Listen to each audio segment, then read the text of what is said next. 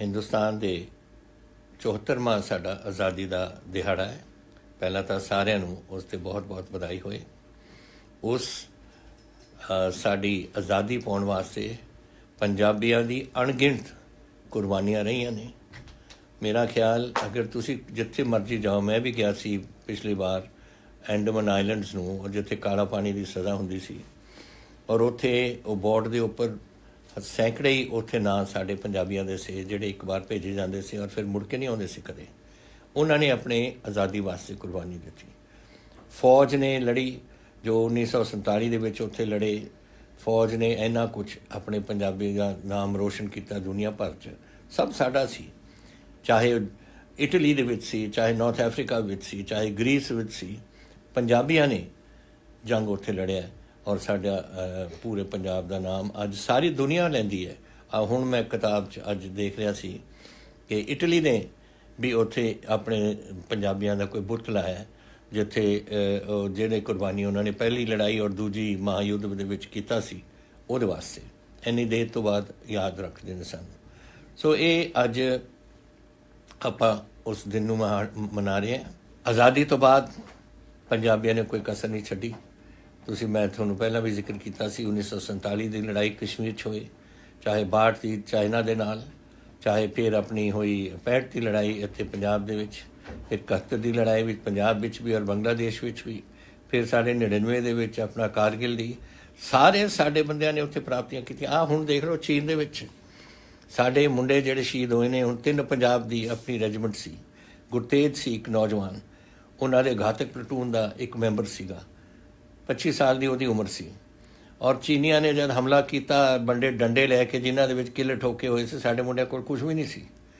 ਉਹਨੇ ਜਾ ਕੇ 12 ਚੀਨੀ ਆਪਣੇ ਹੱਥਾਂ ਨਾਲ ਮਾਰੇ ਔਰ ਫਿਰ ਕਿਸੇ ਚੀਨੀ ਨੇ ਆ ਕੇ ਉਹਦੇ ਪਿੱਠ 'ਚ ਛੁਰਾ ਘੋਂਪਿਆ, ਜੋ ਚੀਨੀ ਇਸ ਕਿਸਮ ਦੀ ਬੁਜ਼ਦਿਲੀ ਕਰਦੇ ਨੇ, ਔਰ ਉਹ ਵਿਚਾਰਾ ਮਰਿਆ। ਲੇਕਿਨ ਉਹ ਸਾਡਾ ਸੀਗਾ, ਆਪਣਾ ਮੁੰਡਾ ਸੀ। ਮਾਨਸਾ ਦਾ ਪਿੰਡ, ਤੇ ਮਾਨਸਾ ਦੇ ਕੋਲ ਪਿੰਡ ਹੈ ਉਹਦਾ। ਇਸ ਕਿਸਮ ਦੇ ਲੋਕਾਂ ਨੇ ਸਾਡੀਆਂ ਆਪਣੇ ਦੇਸ਼ ਵਾਸਤੇ ਆਪਣੀਆਂ ਕੁਰਬਾਨੀਆਂ ਦਿੱਤੀਆਂ ਨੇ। ਅੱਜ ਦੇ ਦਿਹਾੜੇ ਦੇਖੋ ਪੰਜਾਬ ਦੇ ਦੁਨੀਆ ਦੇ ਵਿੱਚ ਕੀ ਹੋ ਰਿਹਾ। ਦੇਸ਼ ਦੇ ਵਿੱਚ ਕੋਈ ਸੂਬਾ ਨਹੀਂ ਜਿੱਥੇ ਸਾਡੇ ਪੰਜਾਬੀ ਅੱਗੇ ਨਹੀਂ ਵਧੇ ਹੋਏ, ਚਾਹੇ ਇੰਡਸਟਰੀ ਦੇ ਵਿੱਚ ਹੋਏ, ਚਾਹੇ ਖੇਤੀਬਾੜੀ ਕਰਦੇ ਹੋਣ, ਚਾਹੇ ਆਪਣਾ ਕਿਸੇ ਗਵਰਨਮੈਂਟ ਦੇ ਵਿੱਚ ਕੰਮ ਲੈਂਦੇ ਹੋਣ ਜਾਂ ਪ੍ਰਾਈਵੇਟ ਕੰਪਨੀਆਂ ਦੇ ਵਿੱਚ ਲੈਂਦੇ ਹੋਣ, ਸਾਰੇ ਕਿਤੇ ਪੰਜਾਬੀ ਛਾਏ ਹੋਏ ਨੇ ਸਾਡੇ। ਔਰ ਬੜਾ ਉਹਨਾਂ ਨੇ ਨਾਮ ਪਾਇਆ। ਜਿਹੜੇ ਸਾਡਾ ਗੁਰੂ ਦਾ ਲੰਗਰ ਹੈ, ਜਦੋਂ ਵੀ ਕੋਈ ਘਟਨਾ ਆਉਂਦੀ ਹੈ, ਉਹਦੇ ਵਿੱਚ ਇੱਕਦਮ ਸਾਰੇ ਲੱਗ ਕੇ ਆਪਣੇ ਗੁਰੂ ਦਾ ਲੰਗਰ ਲਾ ਕੇ ਲੋਕਾਂ ਨੂੰ ਉੱਥੇ ਪ੍ਰਸ਼ਾਦੇ ਛਕਾਉਂਦੇ ਨੇ। ਤੋ ਇਹ ਗੱਲਾਂ ਆਪਣੀ ਯਾਦ ਹੈ। ਔਰ ਇੱਕ ਪਾਸੇ ਇੱਕ ਬੈਠਾ ਹੈ, ਇਹ ਪੰਨੂ ਬੈਠਾ ਉੱਥੇ ਅਮਰੀਕਾ 'ਚ, ਸਿੱਖਸ ਫॉर ਜਸਟਿਸ ਕਹਿੰਦਾ। ਉਹ ਹੁਕਮ ਦਿੰਦਾ ਪੰਜਾਬੀਆਂ ਨੂੰ ਕਿ ਕੱਲ੍ਹ ਨੂੰ ਤੁਸੀਂ ਆਪਣੇ ਖਾਲਿਸਤਾਨ ਦੇ ਝੰਡੇ ਚੜਾਓ। ਕਿਸ ਵਾਸਤੇ ਚੜਾਈਏ? ਤੂੰ ਆ ਕੇ ਚੜਾਓ ਰੇ। ਜਦ ਸਾਡੇ ਪੰਜਾਬੀ ਸਹੀ ਵਸੇ ਹੋਏ ਨੇ, ਜਿਹੜੇ ਆਪਣਾ ਪੂਰੇ ਦੇਸ਼ ਦੇ ਇੱਕ, ਜਿਹੜਾ ਸਾਡੀ ਪੰਜਾਬੀ ਨੇ ਇੱਕ ਦੇਸ਼ ਦੇ ਇੱਕ ਬਹੁਤ ਮੰਨੇ ਹੋਏ ਲੋਕ ਨੇ, ਜਿਨ੍ਹਾਂ ਨੇ ਇੰਨੀ ਦੇਸ਼ ਵਾਸਤੇ ਕੁਰਬਾਨੀ ਦਿੱਤੀ ਹੈ, ਉਹ ਕਿਉਂ ਬਣਾਉਣ ਆਪਣੇ ਖਾਲਿਸਤਾਨ ਦਾ ਝੰਡਾ? ਤੂੰ ਚੜਾ ਲਿਆ ਅਮਰੀਕਾ 'ਚ, ਤੂੰ ਚੜਾ ਲਿਆ ਜਿੱਥੇ ਤੂੰ ਆਪਣਾ ਬਣਾਉਣਾ ਹੈ। ਇੱਥੇ ਨਾ, ਮੈਂ ਤੈਨੂੰ ਕਈ ਵਾਰ ਕਿਹਾ ਇਸ ਨੂੰ ਕਿ ਤੂੰ ਵੜ ਕੇ ਦੇਖ ਪੰਜਾਬ 'ਚ, ਮੈਂ ਦੇਖ ਰਿਹਾ ਤੈਨੂੰ ਕਿ ਤੂੰ ਤਰੱਕੀ ਕਰਦਾ। ਇਹਦੇ ਆਖੇ ਨਹੀਂ ਲੱਗਣਾ ਨੌਜਵਾਨੋ। ਮੈਂ ਨੌਜਵਾਨਾਂ ਨੂੰ ਖਾਸ ਕਰਕੇ ਕਹਿ ਰਿਹਾ, ਕਈ ਗੱਲ ਭਾਵਕ ਹੋ ਜਾਂਦੇ ਨੇ ਔਰ ਇਹ ਜਿਹੀ ਗੱਲ ਕਰਦੇ ਨੇ, ਇਹ ਨਹੀਂ ਇਹ ਕਰਨੀ। ਦੇਖੋ ਆਪਣਾ ਇਤਿਹਾਸ ਔਰ ਦੇਖੋ ਕਿਸ ਤਰੀਕੇ ਨਾਲ ਸਿੱਖਾਂ ਨੇ ਇੱਥੇ ਕੁਰਬਾਨੀਆਂ ਦਿੱਤੀਆਂ ਨੇ, ਪੂਰੇ ਪੰਜਾਬੀਆਂ ਨੇ ਦਿੱਤੀਆਂ ਨੇ। ਆਜ਼ਾਦੀ ਦੀ ਲੜਾਈ ਹੋਏ ਜਾਂ ਜੰਗ ਦੀ ਲੜਾਈ ਹੋਏ, ਕਿਤੇ ਵੀ ਆਪਾਂ ਦਿੱਤੀਆਂ ਨੇ। ਦੇਸ਼ ਦੀ ਆਪਾਂ ਰੱਖਿਆ ਕੀਤੀ ਹੈ ਔਰ ਨਹੀਂ ਹੋਣਾ ਚਾਹੀਦਾ। ਔਰ ਇਹ ਜਿਹੜੇ ਮਾੜੇ ਲੋਕ ਨੇ ਸਿਰਫ ਪੈਸੇ ਬਣਾਉਣ ਵਾਸਤੇ ਕਰਦੇ ਨੇ, ਹੋ ਰਹੇ ਨੇ ਕੀ ਲੈਣਾ? ਕੋਈ ਸ਼ਕਲ ਦੇਖੀ ਤੁਸੀਂ ਕਦੇ? ਇਹ ਪੰਜਾਬੀ ਸ਼ਕਲ ਵੀ ਨਹੀਂ ਮੈਨੂੰ ਲੱਗਦੀ, ਪਤਾ ਨਹੀਂ ਕਿਸ ਕਿਸਮ ਦਾ ਇਹ ਬੰਦਾ। ਔਰ ਇਹ ਇੱਥੇ ਆ ਕੇ ਸਾਨੂੰ ਇਹੋ ਜਿਹੇ ਹੁਕਮ ਦਿੰਦਾ ਹੈ ਕਿ ਇੱਥੇ ਝੰਡੇ ਚੜਾ ਦਿਓ, ਇੱਥੇ ਫਲਾਣਾ ਕਰੋ, ਇੱਥੇ ਟਿਮਕਾ ਕਰੋ। ਇਹਦੇ ਬਿਲਕੁਲ ਤੁਸੀਂ ਇਸ ਕੰਮ 'ਚ ਨਹੀਂ ਆਉਣਾ। ਅੱਜ ਹੁਣ ਜਿਹੜੀ ਗੱਲ ਮੈਂ ਬਾਰ-ਬਾਰ ਕਰਦਾ ਤੁਹਾਡੇ ਨਾਲ, ਉਹ ਇਸ ਕਰੋਨਾ ਬਿਮਾਰੀ COVID-19 ਜਿਹਨੂੰ ਕਹਿੰਦੇ ਨੇ, ਇਹਦੇ ਸੰਬੰਧ ਵਿੱਚ। ਦੇਖੋ ਮੇਰੇ ਵੀਰ ਔਰ ਭੈਣੋ, ਮੈਂ ਤੁਹਾਨੂੰ ਕਈ ਵਾਰ ਕਿਹਾ, ਇਹ ਬਿਮਾਰੀ ਆਪਾਂ ਕੰਟਰੋਲ ਕਰ ਸਕਦੇ ਹਾਂ। ਇਹ ਕਿਸੇ ਨੂੰ ਪਤਾ ਨਹੀਂ ਹੈ ਕੀ ਬਿਮਾਰੀ ਹੈ, ਕਿੱਥੋਂ ਆਉਂਦੀ ਹੈ, ਕੈਸੇ ਆਉਂਦੀ ਹੈ, ਕਿੱਥੇ ਜਾਊਗੀ, ਕਿੱਥੇ ਨਹੀਂ ਜਾਊਗੀ, ਕਿੱਥੇ ਦੁਬਾਰਾ ਆਊਗੀ। ਕਿਤੇ ਸਪਾਈਕਸ ਕਹਿੰਦੇ ਨੇ ਕਿ ਇੱਕ ਦਿਨ ਕਦੇ ਚੜ੍ਹ ਜੂਗੀ, ਫਿਰ ਕੁਛ ਦਿਨਾਂ ਵਾਸਤੇ ਥੱਲੇ ਆ ਜੂ, ਫਿਰ ਦੂਜਾ ਸਪਾਈਕ ਆ ਜਾਊਗਾ ਉੱਪਰ। ਜੋ ਦੁਨੀਆ 'ਚ ਹੋ ਰਿਹਾ ਔਰ ਜੋ ਸਾਡੇ ਮਾਹਰ ਦੱਸਦੇ ਨੇ, ਆਹੀ ਦੱਸਦੇ ਨੇ। ਲੇਕਿਨ ਇਹਦੇ 'ਚ ਅਗਰ ਆਪਾਂ ਹਿੱਸਾ ਪਾ ਸਕਦੇ ਹਾਂ, ਇਹਦੇ ਨਾਲ ਇਹ ਸਪਾਈਕ ਬਚ ਸਕਦੇ ਨੇ। ਔਰ ਸਾਡੇ ਜਿਹੜੇ ਮਰੀਜ਼ ਨੇ ਜੋ ਹਸਪਤਾਲਾਂ ਜਾਂਦੇ ਨੇ ਜਾਂ ਜਿਹੜੀਆਂ ਮੌਤਾਂ ਹੋਈਆਂ ਨੇ, ਹੁਣ ਤੁਹਾਨੂੰ ਯਾਦ ਹੈ ਜਦੋਂ ਸ਼ੁਰੂਆਤ ਕੀਤੀ ਸੀ 2-3 ਹੁੰਦੇ ਸੀ ਸਾਡੇ ਬੰਦੇ ਜਾਂਦੇ, ਫਿਰ 200 ਤੇ ਪਹੁੰਚ ਕੇ, ਫਿਰ 300 ਤੇ ਪਹੁੰਚ ਕੇ, ਹੁਣ 1000 ਬੰਦਾ ਡੇਲੀ ਬਿਮਾਰ ਹੋ ਰਿਹਾ। ਔਰ ਡੇਰਾ ਬਿਮਾਰ ਹੋਣ ਤੋਂ ਇਲਾਵਾ ਆਹ ਦੇਖ ਲਓ ਮੇਰੇ ਕੋਲ ਆંકੜੇ ਪਏ ਨੇ, ਤੁਹਾਡੇ ਕੋਲ ਰਹੇ ਅੱਜ ਦੇ ਦਿਹਾੜੇ 1035 ਬੰਦੇ ਨਵੇਂ ਕੇਸ ਆਏ ਨੇ ਔਰ 36 ਬੰਦਿਆਂ ਦੀ ਮੌਤ ਹੋਈ ਹੈ। ਟੋਟਲ ਮੌਤਾਂ ਸਾਡੀਆਂ 706 ਔਰ 27,936 ਸਾਡੇ ਕੇਸ ਬਣੇ ਨੇ ਜਿਨ੍ਹਾਂ ਨੂੰ ਬਿਮਾਰੀਆਂ ਲੱਗ ਚੁੱਕੀ। ਉਹਦੇ ਵਿੱਚੋਂ 17,839 ਤਾਂ ਵਾਪਸ ਚਲੇ ਗਏ ਘਰਾਂ 'ਚ ਇਹ ਠੀਕ ਹੋ ਕੇ, ਲੇਕਿਨ ਫਿਰ ਵੀ ਕਈ ਨੇ ਜੋ ਹੋਮ ਕੁਆਰੰਟੀਨ ਦੇ ਵਿੱਚ ਨੇ ਜਾਂ ਕੁਝ ਹਸਪੀਟਲ ਦੇ ਵਿੱਚ ਨੇ। 142 ਤਾਂ ਸਾਡੇ ਹਾਈ ਡਿਪੈਂਡੈਂਸੀ ਆਕਸੀਜਨ 'ਤੇ ਨੇ ਇਸ ਵੇਲੇ ਅੱਜ ਦੇ ਦਿਨ, ਔਰ 25 ਲੋਕ ਨੇ ਵੈਂਟੀਲੇਟਰ ਸਪੋਰਟ 'ਤੇ। ਹੁਣ ਅਗਰ ਆਹ ਜਿਹੜਾ ਹੈ ਨਾ ਕੰਮ, ਇਹ ਤਾਂ ਰੁਕ ਸਕਦਾ ਹੈ ਅਗਰ ਤੁਸੀਂ ਸਹੀ ਸਮੇਂ 'ਤੇ ਆਪਣਾ ਇਲਾਜ ਕਰਾਓ। ਮੈਂ ਦੱਸਾਂ ਕਿ ਤੁਹਾਨੂੰ ਡਾਕਟਰ ਕਹਿੰਦੇ ਨੇ ਕਿ 14-16 ਦਿਨ ਦੇ 18 ਦਿਨ ਦੇ ਵਿੱਚ ਇਹ ਬਿਮਾਰੀ ਇਹ ਅਖੀਰ ਤੱਕ ਜਾਂਦੀ ਹੈ, ਇੱਕ ਸ਼ੁਰੂ ਹੋਣ ਤੋਂ ਲੈ ਕੇ ਅਖੀਰ ਤੱਕ। ਉਹਦੇ ਵਿੱਚ ਤੁਸੀਂ ਅਗਰ ਸ਼ੁਰੂ ਪਹਿਲੇ 72 ਘੰਟਿਆਂ ਦੇ ਵਿੱਚ ਤੁਸੀਂ ਦੇਖ ਲਓ ਕਿ ਮੈਨੂੰ ਜ਼ੁਕਾਮ ਹੋਇਆ ਜਾਂ ਮੇਰਾ ਬਦਨ ਦਾ ਦਰਦ ਹੈ ਜਾਂ ਮੇਰਾ ਗਲਾ ਖਰਾਬ ਹੈ, ਉਦੋਂ ਹੀ ਤੁਸੀਂ ਸਮਝੋ ਕਿ ਮੈਨੂੰ ਬਿਮਾਰੀ ਹੋ ਗਈ ਔਰ ਡਾਕਟਰ ਕੋਲ ਸਿੱਧੇ ਜਾਓ ਤੁਸੀਂ। ਲੇਕਿਨ ਸਾਡੇ ਆਪਣੇ ਪੰਜਾਬੀਆਂ ਦੀ ਆਦਤ ਹੈ ਨਾ ਕਿ ਕੋਈ ਗੱਲ ਨਹੀਂ ਜੀ, ਇਹਦਾ ਘਰ ਠੀਕ ਹੋ ਜਾਣਗੇ, ਮੌਸਮ ਦੀ ਗੱਲ ਹੈ। ਇਹ ਮੌਸਮ ਨਹੀਂ, ਇਹ ਬਿਮਾਰੀ ਚੱਲ ਰਹੀ ਹੈ ਉਰੇ। ਅਗਰ ਡਾਕਟਰ ਤੁਹਾਨੂੰ ਕਹਿੰਦਾ ਮੌਸਮ ਦੀ ਗੱਲ ਹੈ, ਫਿਰ ਸ਼ੌਕ ਨਾਲ ਘਰ ਵਾਪਸ ਆ ਜਾਓ। ਅਗਰ ਡਾਕਟਰ ਕਹੇ ਤੁਹਾਨੂੰ ਕੋਵਿਡ ਹੋਇਆ ਹੈ, ਕਰੋਨਾ ਹੋਇਆ ਹੈ, ਤਾਂ ਇਲਾਜ ਕਰਾਓ। ਕਿਉਂਕਿ ਪਹਿਲੇ 72 ਘੰਟਿਆਂ 'ਚ ਅਗਰ ਤੁਸੀਂ ਇਹ ਇਲਾਜ ਸ਼ੁਰੂ ਕਰਾ ਲਓ ਆਪਣਾ, ਕੋਈ ਵੀ ਨਹੀਂ ਮੌਤਾਂ ਹੁੰਦੀਆਂ। ਇਹ ਜਦੋਂ ਸੈਕੰਡ ਜਾਂ ਥਰਡ ਸਟੇਜ ਦੇ ਵਿੱਚ ਜਾ ਕੇ ਅਖੀਰ 'ਚ ਲੋਕ ਹਸਪੀਟਲ ਜਾਂਦੇ ਨੇ, ਉਦੋਂ ਬਹੁਤ ਲੇਟ ਹੋ ਜਾਂਦਾ। ਫਿਰ ਆਕਸੀਜਨ 'ਤੇ ਜਾਣਾ ਪੈਂਦਾ, ਕਦੇ ਫੇਫੜਿਆਂ 'ਚ ਨੁਕਸਾਨ ਹੋ ਜਾਂਦਾ, ਇਹ ਚੀਜ਼ਾਂ ਹੋ ਜਾਂਦੀਆਂ, ਤਾਂ ਹੀ ਇਹ ਗੱਲ ਵੱਧ ਰਹੀ ਹੈ। ਔਰ ਮੈਂ ਤੁਹਾਨੂੰ ਦੱਸ ਰਿਹਾ ਬਾਰ-ਬਾਰ ਕਿ ਅਗਰ ਇਹਦਾ ਆਪਾਂ ਰੋਕਣਾ, ਤਰੀਕਾ ਇੱਕੋ ਹੀ ਹੈ, ਮਾਸਕ ਪਾਓ। ਜਿੱਥੇ ਕੰਮ ਕਰਦੇ ਹੋ ਉੱਥੇ ਮਾਸਕ ਪਾਓ, ਜਦੋਂ ਬਾਹਰ ਬਾਜ਼ਾਰ ਜਾਂਦੇ ਹੋ ਮਾਸਕ ਪਾਓ, ਜਿੱਥੇ ਸੜਕਾਂ 'ਤੇ ਜਾਂਦੇ ਹੋ ਮਾਸਕ ਪਾਓ। ਮਾਸਕ ਪਾਓਗੇ ਤਾਂ 75 ਤੋਂ 80% ਤਾਈਂ ਬਿਮਾਰੀਆਂ ਤੁਸੀਂ ਇਸ ਬਿਮਾਰੀ ਨੂੰ ਰੋਕ ਸਕਦੇ ਹੋ। ਫਿਰ ਦੂਜੀ ਗੱਲ, ਹੱਥ ਧੋਣਾ। ਇਹ ਸ਼ੁਰੂ ਤੋਂ ਇਹ ਮੈਂ ਦੱਸ ਰਿਹਾ ਸਾਰਿਆਂ ਨੂੰ, ਹੱਥ ਧੋ, ਸੋਸ਼ਲ ਡਿਸਟੈਂਸਿੰਗ ਰੱਖੋ। ਇਹ ਚੀਜ਼ਾਂ ਨੇ ਜਿਹੜੀਆਂ ਮਾਹਰ ਕਹਿੰਦੇ ਨੇ ਦੁਨੀਆ ਭਰ 'ਚ, ਔਰ ਲੋਕ ਇਸ ਤੋਂ ਬਚਦੇ ਨੇ। ਹੁਣ ਇਸ ਵੇਲੇ ਪੰਜਾਬ ਦੀ ਸਪਾਈਕ ਸ਼ੁਰੂ ਹੈ। ਇਹ ਬਿਮਾਰੀਆਂ ਹੁੰਦੀ ਹੈ, ਜਾ ਕੇ ਉੱਪਰ ਨੂੰ ਜਾਂਦੀ ਹੈ, ਫਿਰ ਥੱਲੇ ਆ ਜਾਂਦੀ ਹੈ, ਫਿਰ ਕੁਝ ਦਿਨਾਂ ਬਾਅਦ ਕਹਿੰਦੇ ਸੈਕੰਡ ਸਪਾਈਕ ਹੋ ਜਾਂਦੀ ਹੈ, ਕਿਤੇ ਹੋ ਰਹੀ ਹੈ, ਫਿਰ ਅੱਗੇ ਜਾ ਕੇ ਥਰਡ ਹੋਏ ਜਾਂ ਫੋਰਥ ਹੋਏ, ਇਹ ਨਹੀਂ ਕੁਝ ਕਹਿ ਸਕਦੇ। ਇਹ ਤਾਂ ਸਮਾਂ ਹੀ ਦੱਸੂਗਾ ਸਾਨੂੰ। ਲੇਕਿਨ ਜੋ ਦੁਨੀਆ 'ਚ, ਅਮਰੀਕਾ 'ਚ, ਹੋਰ ਜਗ੍ਹਾ 'ਚ ਤੋਂ ਪਤਾ ਲੱਗ ਰਿਹਾ, ਇਸ ਤਰੀਕੇ ਨਾਲ ਇਹ ਬਿਮਾਰੀ ਜਾਂਦੀ ਹੈ। ਲੇਕਿਨ ਇਹ ਵੀ ਪੋਜ਼ੀਟਿਵ ਗੱਲ ਇੱਕ ਹੈ ਕਿ ਜਦੋਂ ਇਹ ਵਾਇਰਸ ਹੈ, ਥੋੜ੍ਹੀ ਦੇਰ ਬਾਅਦ ਇਹ ਕਮਜ਼ੋਰ ਹੋਣ ਲੱਗ ਜਾਂਦਾ ਹੈ, ਔਰ ਫਿਰ ਆਪਾਂ ਆਪਣੀ ਜਿਹੜੀ ਦੇਖਭਾਲ ਹੈ ਉਹਦੇ 'ਚ ਆਪਾਂ ਕੋਈ ਤਬਦੀਲੀ ਲੈ ਸਕਦੇ ਹਾਂ। ਲੇਕਿਨ ਇਸ ਵੇਲੇ ਨਹੀਂ, ਇਸ ਵੇਲੇ ਆਪਾਂ ਨੇ ਪੂਰੀ ਨਿਗਰਾਨੀ ਰੱਖਣੀ ਹੈ। ਔਰ ਮੈਂ ਤੁਹਾਨੂੰ ਇਹ ਦੱਸਣਾ ਚਾਹੁੰਦਾ ਕਿ ਮੈਨੂੰ ਕੁਝ ਕਦਮ ਉਠਾਉਣੇ ਪੈ ਰਹੇ ਨੇ ਜਿਹੜੇ ਤੁਹਾਨੂੰ ਬੇਸ਼ੱਕ ਨਾ ਪਸੰਦ ਹੋਣ, ਲੇਕਿਨ ਸਾਡੀ ਡਿਊਟੀ ਬਣਦੀ ਹੈ ਕਿ ਮੈਂ ਤੁਹਾਨੂੰ ਦੱਸਾਂ ਕਿ ਤੁਸੀਂ ਕਰੋ ਔਰ ਆਪਣੇ ਪੰਜਾਬ ਨੂੰ ਔਰ ਆਪਣੇ ਪਰਿਵਾਰਾਂ ਨੂੰ, ਆਪਣੇ ਗੁਆਂਢੀਆਂ ਨੂੰ, ਆਪਣੇ ਪੰਜਾਬੀਆਂ ਨੂੰ, ਸਾਰਿਆਂ ਨੂੰ ਆਪਾਂ ਬਚਾਈਏ। ਪਹਿਲੀ ਗੱਲ ਹੈ ਕਿ ਜੋ ਅਸੀਂ ਦੱਸਦੇ ਹਾਂ ਉਹਨੂੰ ਤੁਸੀਂ ਸਿਰੇ ਚੜਾਓ। ਉਹਦੇ ਵਾਸਤੇ ਮਾਸਕ ਪਾਉਣਾ ਜ਼ਰੂਰੀ ਹੈ, ਜੋ ਮੈਂ ਹੁਣੀ ਤੁਹਾਨੂੰ ਦੱਸ ਕੇ ਦਿੱਤਾ। ਅੰਦਰ ਵੀ ਬਾਹਰ ਵੀ, ਜਿੱਥੇ ਵੀ ਇਨਫੈਕਸ਼ਨ ਆਉਣ ਦਾ ਡਰ ਹੈ, ਜਾਂ ਅਗਰ ਤੁਹਾਨੂੰ ਬਿਮਾਰੀ ਹੈ, ਕਿਸੇ ਨੂੰ ਹੋ ਚੁੱਕੀ ਹੈ, ਉਹ ਅੱਗੇ ਕਿਸੇ ਨੂੰ ਦੇ ਵੀ ਸਕਦਾ ਬੰਦਾ। ਉਹ ਇਸ ਕਰਕੇ ਚਾਹੇ ਤੁਹਾਨੂੰ ਪਤਾ ਹੈ ਕਿ ਤੁਹਾਨੂੰ ਹੈ ਜਾਂ ਨਹੀਂ ਹੈ, ਇਹ ਤੁਸੀਂ ਮਾਸਕ ਜ਼ਰੂਰ ਪਾਉਣਾ। ਮੈਂ ਇੱਕ ਹੈਲਥ ਡਿਪਾਰਟਮੈਂਟ ਨੂੰ ਕਿਹਾ ਹੈ ਕਿ ਜਿਹੜੇ ਵੀ ਲੋਕ ਮਾਈਕਰੋ ਕੰਟੇਨਮੈਂਟ ਜ਼ੋਨ ਦੇ ਵਿੱਚ ਅਸੀਂ ਪਾਉਂਦੇ, ਮਾਈਕਰੋ ਕੰਟੇਨਮੈਂਟ ਜ਼ੋਨ ਕੀ ਹੈ? ਅਗਰ ਤੁਹਾਡੇ ਘਰ ਦੇ ਵਿੱਚ ਕਰੋਨਾ ਹੈ ਤਾਂ 4-5 ਘਰ ਆਲੇ ਦੁਆਲੇ ਦੇ ਇਹਨੂੰ ਮਾਈਕਰੋ ਕੰਟੇਨਮੈਂਟ ਜ਼ੋਨ ਬਣਾ ਦਾਂਗੇ। ਔਰ ਅਗਰ ਬਹੁਤ ਜ਼ਿਆਦਾ ਹੈ ਫਿਰ ਕੰਟੇਨਮੈਂਟ ਜ਼ੋਨ ਬਣ ਜਾਂਦੀ ਹੈ। ਲੇਕਿਨ ਮਾਈਕਰੋ ਕੰਟੇਨਮੈਂਟ ਜ਼ੋਨ ਦੇ ਵਿੱਚ ਮੈਂ ਕਿਹਾ ਕਿ ਅਗਲੇ 3 ਦਿਨਾਂ ਦੇ ਵਿੱਚ ਸਾਰਿਆਂ ਦੀ ਟੈਸਟਿੰਗ ਕਰਾਓ, ਤਾਂ ਕਿ ਸਾਨੂੰ ਪਤਾ ਲੱਗ ਜਾਏ ਕਿ ਹੋਰ ਤੁਹਾਡੇ ਗੁਆਂਢੀਆਂ ਨੂੰ ਤਾਂ ਨਹੀਂ ਹੋਇਆ ਕਿਤੇ। ਇਹ ਮੈਂ ਇੱਕ ਗੱਲ ਕਰ ਦਿੱਤੀ ਹੈ। ਔਰ ਮੈਂ ਤੁਹਾਨੂੰ 72 ਘੰਟੇ ਦਾ ਦੱਸ ਚੁੱਕਿਆ ਕਿ 72 ਘੰਟਿਆਂ ਦੇ ਵਿੱਚ ਆਪਣਾ ਜਦੋਂ ਵੀ ਤੁਹਾਨੂੰ ਲੱਗੇ ਕਿ ਮੇਰੀ ਤਬੀਅਤ ਕੁਛ ਠੀਕ ਨਹੀਂ, ਉਹ ਤੁਸੀਂ ਜਾਓ ਉੱਥੇ ਔਰ ਡਾਕਟਰ ਨੂੰ ਮਿਲੋ। ਔਰ ਇਹ ਕੋਈ ਟੈਸਟਿੰਗ ਕਰਾਉਣਾ ਕੋਈ ਇਹੋ ਜਿਹੀ ਗੱਲ ਨਹੀਂ ਹੈ ਕਿ ਕੋਈ ਸੱਟ ਲੱਗਦੀ ਹੈ ਜਾਂ ਕੋਈ ਇੰਜੈਕਸ਼ਨ ਵਾੜ ਦਿੰਦਾ ਵਿੱਚ ਉਰੇ, ਜਾਂ ਕੋਈ ਹੋਰ ਚੀਜ਼ ਤੁਹਾਨੂੰ ਲੱਗਦੀ ਹੈ ਜਿਹਦੇ ਨਾਲ ਤੁਹਾਨੂੰ ਲੱਗਦਾ ਹੈ ਕਿ ਮੈਨੂੰ ਕੀ ਕਹਿਣਗੇ, ਮੇਰੇ ਗੁਆਂਢੀ ਕਹਿਣਗੇ। ਕੀ ਫਰਕ ਪੈਂਦਾ? ਮੈਂ ਅੱਜ ਸਵੇਰੇ ਕਰਾਇਆ ਆਪਣਾ, ਮੈਂ ਅੱਜ ਤੋਂ ਕੋਈ 15-20 ਦਿਨ ਪਹਿਲਾਂ ਉਦੋਂ ਵੀ ਕਰਾਇਆ ਸੀ। ਤਾਂ ਕੀ ਹੈ, ਕਰਾ ਲਓ, ਇਹ ਤਾਂ ਕੁਛ ਵੀ ਨਹੀਂ ਹੈ। ਤਾਂ ਛੋਟਾ ਸਵਾਬ ਲੈਂਦੇ ਨੇ, ਸਵਾਬ ਲੈ ਕੇ ਟੈਸਟ ਕਰ ਦਿੰਦੇ ਨੇ। ਔਰ ਇਹ ਬਹੁਤ ਜ਼ਰੂਰੀ ਹੈ, ਮੈਂ ਅੱਜ ਕਰਾਇਆ। ਔਰ ਇਹਦੇ 'ਚ ਕੋਈ ਇਹੋ ਜਿਹੀ ਗੱਲ, ਇਹ ਫੀਲਿੰਗ ਨਹੀਂ ਹੋਣੀ ਚਾਹੀਦੀ ਕਿ ਮੈਨੂੰ ਕੀ ਕਹਿਣਗੇ ਲੋਕ ਅਗਰ ਮੈਂ ਟੈਸਟ ਕਰਾਵਾਂ। ਤਾਂ ਕੀ ਕਰਨਗੇ ਲੋਕ? ਕੁਛ ਵੀ ਨਹੀਂ ਕਹਿਣਗੇ। ਸਾਰੀ ਦੁਨੀਆ ਕਰਾ ਰਹੀ ਹੈ, ਸਾਰੇ ਉਰੇ ਨਹੀਂ ਹਿੰਦੁਸਤਾਨ, ਸਾਰੀ ਦੁਨੀਆ ਦੇ ਵਿੱਚ ਇਹ ਹੋ ਰਿਹਾ ਟੈਸਟਿੰਗ। ਤਾਂ ਅਗਰ ਤੁਸੀਂ ਆਪਣਾ ਕਰਾ ਲਓ ਤਾਂ ਕੀ ਵੱਡੀ ਗੱਲ ਹੈ? ਤਾਂ ਸਮਾਜ ਵਾਸਤੇ ਅੱਛਾ ਹੈ, ਤੁਹਾਡੇ ਪਰਿਵਾਰ ਵਾਸਤੇ ਠੀਕ ਹੈ, ਤੁਹਾਡੇ ਗੁਆਂਢ ਵਾਸਤੇ ਠੀਕ ਹੈ। ਅਤੇ ਤੁਸੀਂ ਕਰਾਓ। ਮੈਂ ਕਰਾਉਣਾ, ਮੈਨੇ ਸਾਰੇ ਜੋ ਇੱਥੇ ਘਰ 'ਚ ਨੇ ਸਾਰਿਆਂ ਦੇ ਮੈਂ ਟੈਸਟ ਕਰਵਾਏ ਨੇ ਅੱਜ। ਕੀ ਗੱਲ ਹੈ ਵਿੱਚ? ਦੂਸਰਾ, ਮੈਂ ਅੱਜ ਇਹ ਵੀ ਬੇਨਤੀ ਕਰਦਾ ਸਾਡੇ ਧਾਰਮਿਕ ਜਿਹੜੇ ਸੰਸਥਾਵਾਂ ਨੇ ਉਹਨਾਂ ਦੇ ਮੁਖੀਆਂ ਨੂੰ ਕਿ ਤੁਸੀਂ ਵੀ ਆਪਣੇ ਤੌਰ 'ਤੇ ਆਪਣੇ ਟੈਸਟ ਵੀ ਕਰਾ ਲਓ। ਔਰ ਤੁਸੀਂ ਸਾਰੀ ਆਪਣੀ ਸੰਗਤ ਨੂੰ ਵੀ ਕਹੋ ਕਿ ਟੈਸਟਿੰਗ ਕਰਾਉਣ। ਇਹ ਆਪਣੇ ਪਿੰਡਾਂ ਨੂੰ ਬਚਾਉਣਾ, ਆਪਣੀ ਸੰਗਤ ਜਦ ਬਹਿੰਦੀ ਹੈ ਉਹਨਾਂ ਨੂੰ ਇੱਕ ਦੂਜੇ ਨੂੰ ਬਚਾਉਣਾ, ਇਹ ਜ਼ਰੂਰੀ ਹੈ।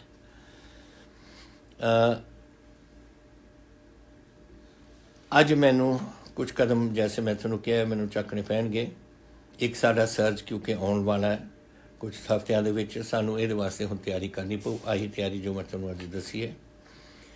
ਵੱਡੇ ਜਿਹੜੇ ਸ਼ਹਿਰ ਨੇ ਸਾਡੇ, ਉਹਨਾਂ ਦੇ ਵਿੱਚ ਅਸੀਂ ਇਹਨੂੰ ਸੈਕਟਰ 'ਚ ਅਸੀਂ ਵੰਡ ਰਹੇ ਹਾਂ ਔਰ ਇੱਕ ਨੋਡਲ ਆਫਿਸਰ ਲਗਾ ਰਹੇ ਹਾਂ ਇੱਕ ਸੈਕਟਰ ਦੇ ਵਿੱਚ, ਜਿਹੜੀ ਆਪਣੇ ਹੈਲਥ ਟੀਮਸ ਦੇ ਨਾਲ ਉਹਨਾਂ ਦੀ ਅਸਿਸਟੈਂਟ ਕਰਕੇ ਉਹਨਾਂ ਦੀ ਇਹ ਚੈਕਿੰਗ ਵਗੈਰਾ ਕਰੂਗੀ। ਤੁਸੀਂ ਉਹ ਨੋਡਲ ਆਫਿਸਰ ਨੂੰ ਸੰਪਰਕ ਕਰਨਾ ਜਿੱਥੇ ਤੁਸੀਂ ਕੋਈ ਟੈਸਟਿੰਗ ਵਗੈਰਾ ਕਰਾਉਣੀ ਹੋਵੇ। ਰਾਤ ਦੀ ਕਰਫਿਊ ਇਹ ਜ਼ਿਆਦਾ ਹੁੰਦਾ ਹੈ ਕੰਮ ਦਫ਼ਤਰਾਂ ਵਗੈਰਾ ਵਿੱਚ ਤਾਂ ਹੁੰਦਾ ਹੀ ਹੈ, ਲੇਕਿਨ ਉਹਦੇ ਵਾਸਤੇ ਤਾਂ ਤੁਸੀਂ ਮਾਸਕ ਪਾ ਕੇ ਦੇਖ ਰਹੇ ਹੋ। ਲੇਕਿਨ ਸੋਸ਼ਲ ਡਿਸਟੈਂਸਿੰਗ ਔਰ ਸੋਸ਼ਲਾਈਜ਼ਿੰਗ ਜਿਹੜੀ ਹੁੰਦੀ ਹੈ, ਘਰਾਂ ਨੂੰ ਸ਼ਾਮ ਨੂੰ ਇੱਕ ਦੂਜੇ ਦੇ ਵਿੱਚ, ਘਰਾਂ ਦੇ ਵਿੱਚ ਜਾਣਾ, ਗੁਆਂਢ ਦੇ ਵਿੱਚ ਦੋਸਤਾਂ ਨੂੰ ਮਿਲਣਾ, ਸਾਰਿਆਂ ਦੀ ਆਦਤ ਹੈ। ਲੇਕਿਨ ਔਰ ਮੈਂ ਇਹ ਵੀ ਚਾਹੁੰਦਾ ਕਿ ਤੁਸੀਂ ਇਹ ਕਰਦੇ ਰਹੋ, ਕਿਉਂਕਿ ਇਹ ਤਾਂ ਨਹੀਂ ਸਦਾ ਵਾਸਤੇ ਕੋਈ ਘਰ 'ਚ ਬਹਿ ਕੇ ਪੈ ਸਕਦਾ ਬੰਦੇ ਨੂੰ। ਲੇਕਿਨ ਇਹ ਔਖੀ ਘੜੀ ਦੇ ਵਿੱਚ ਤੁਹਾਨੂੰ ਇਹ ਸੋਚਣਾ ਪਊ ਕਿ ਇਹਦੇ ਨਾਲ ਆਪਣੀ ਬਿਮਾਰੀ ਵੱਧ ਸਕਦੀ ਹੈ। ਇਸ ਕਰਕੇ ਜਿਹੜੇ ਵੱਡੇ ਸ਼ਹਿਰ ਨੇ ਸਾਡੇ, ਉਹਨਾਂ ਦੇ ਵਿੱਚ 9 ਵਜੇ ਤੋਂ ਲੈ ਕੇ ਸ਼ਾਮ ਨੂੰ 5 ਵਜੇ ਸਵੇਰ ਤੱਕ ਮੈਂ ਕਰਫਿਊ ਲਗਵਾ ਰਿਹਾ। ਇੱਥੇ ਨਾਈਟ ਕਰਫਿਊ ਹੋਏਗੀ। ਔਰ ਕੋਈ ਸਿਰਫ ਇੰਡਸਟਰੀ ਨੂੰ ਛੱਡ ਕੇ ਬਾਕੀ ਕੋਈ ਇੱਥੇ ਇੱਕ ਦੂਜੇ ਨੂੰ ਬਾਹਰ ਤੁਸੀਂ ਜਾ ਨਹੀਂ ਸਕੋਗੇ 9 ਵਜੇ ਤੋਂ 5 ਵਜੇ ਤੱਕ, ਤਾਂ ਕਿ ਸੋਸ਼ਲਾਈਜ਼ਿੰਗ ਨੂੰ ਅਸੀਂ ਥੋੜ੍ਹੀ ਘਟਾਈਏ।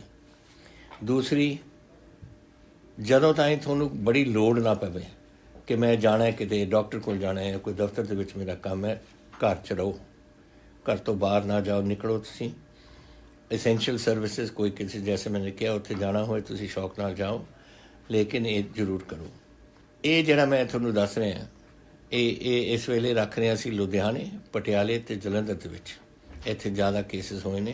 ਅੰਮ੍ਰਿਤਸਰ ਨੇ ਆਪਣੇ ਆਪ ਨੂੰ ਕੰਟਰੋਲ ਕਰ ਲਿਆ। ਜੋ ਮੈਂ ਗੱਲਾਂ ਦੱਸ ਰਿਹਾ ਉਹ ਕੰਟਰੋਲ ਕਰ ਗਈਆਂ, ਤਾਂ ਉਹ ਡਾਊਨ ਆ ਗਿਆ ਅੰਮ੍ਰਿਤਸਰ ਦਾ। ਤਾਂ ਅੰਮ੍ਰਿਤਸਰ ਨੂੰ ਇਸ ਵੇਲੇ ਅਸੀਂ ਇਹਦੇ ਸ਼ਾਮਲ ਨਹੀਂ ਕਰ ਰਹੇ। ਆਹ ਜਿਹੜਾ ਮੈਂ ਤੁਹਾਨੂੰ ਦੱਸ ਰਿਹਾ ਘਰ 'ਚ ਰਹਿਣਾ, ਇਹ ਇਸ ਵੇਲੇ ਹੈ ਲੁਧਿਆਣਾ, ਪਟਿਆਲਾ ਅਤੇ ਜਲੰਧਰ। ਔਰ ਖ਼ਾਸ ਕਰਕੇ ਸ਼ਨੀਚਰਵਾਰ ਔਰ ਐਤਵਾਰ ਨੂੰ।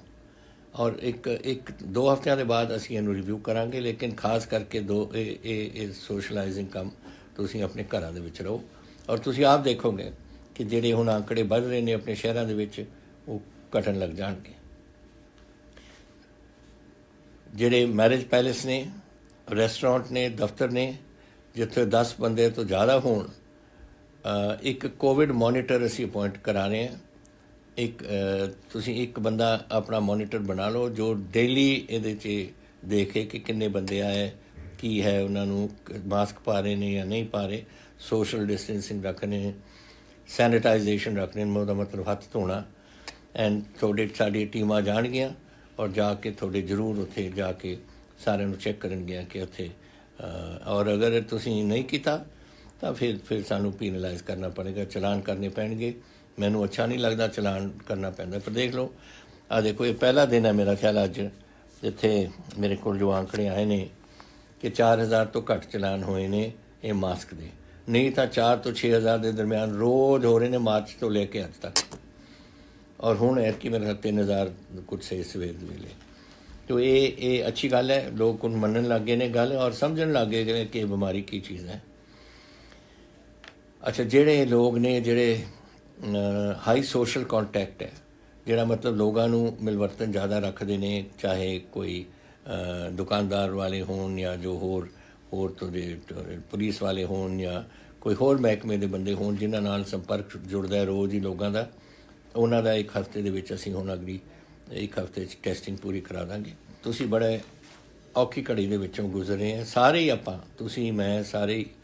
ਮੈਂ ਪਰ ਥੋੜ੍ਹਾ ਧੰਨਵਾਦੀ ਹਾਂ ਕਿ ਜਿਨ੍ਹਾਂ ਨੇ ਮੇਰੇ ਆਖੇ ਲਾ ਕੇ ਇਹ ਆਪਣੇ ਆਪ ਨੂੰ ਇਸ ਜੋ ਅਸੀਂ ਦੱਸਦੇ ਹਾਂ ਸਰਕਾਰ ਵੱਲੋਂ ਉਹ ਕਦਮ ਤੁਸੀਂ ਚੱਕੇ ਨੇ, ਜਿਹਦੇ ਕਰਕੇ ਤੁਸੀਂ ਵੀ ਬਚੇ ਹੋ ਔਰ ਤੁਹਾਡੇ ਨਾਲ ਦੇ ਵੀ ਬਚੇ ਨੇ।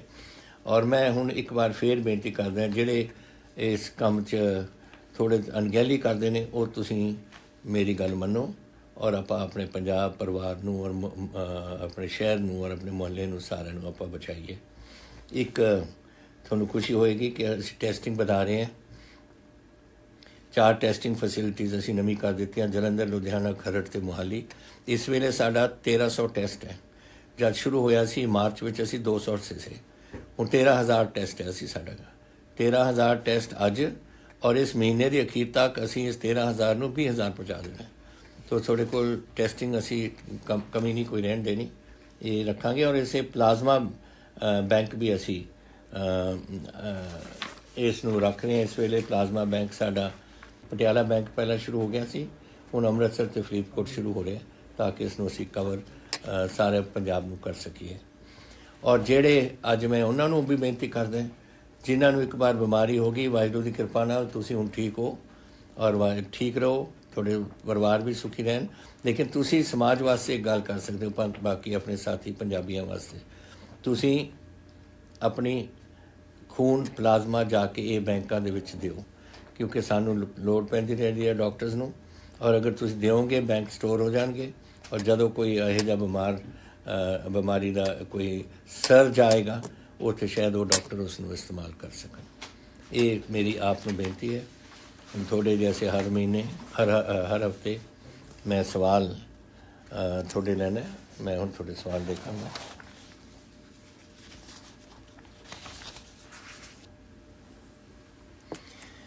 ਤੁਸੀਂ ਚਚਰਾੜੀ ਜਗਰਾਓਂ ਤੋਂ ਤੁਸੀਂ ਕਹਿੰਦੇ ਹੋ ਕਿ ਅਸੀਂ ਇੱਥੇ ਬੜੇ ਨਸ਼ੇ ਦੇ ਮਸਲਾ ਹੈ, ਅਤੇ ਸ਼ਰਨਜੀਤ ਸਿੰਘ ਲਿਖਦੇ ਨੇ ਜਗਰਾਓਂ ਤੋਂ। ਸ਼ਰਨਜੀਤ, ਇਹ ਮਸਲਾ ਨਹੀਂ ਹੋਣਾ ਚਾਹੀਦਾ, ਕਿਉਂਕਿ ਸਾਡੀ ਜਿਹੜੀ STF ਹੈ, special task force, Harpreet Sidhu ji ਸਾਡੇ ਸੀਨੀਅਰ ਅਫਸਰ ਨੇ ADGP, ਉਹਨਾਂ ਦੇ ਅਧੀਨ ਉਹ ਸਾਰੇ ਕਿਤੇ ਪੰਜਾਬ 'ਚ ਬੜੇ ਚੌਕਸ ਨੇ, ਉਹਨਾਂ ਦੇ ਬੰਦੇ ਸਾਰੇ ਲੱਗੇ ਹੋਏ ਨੇ।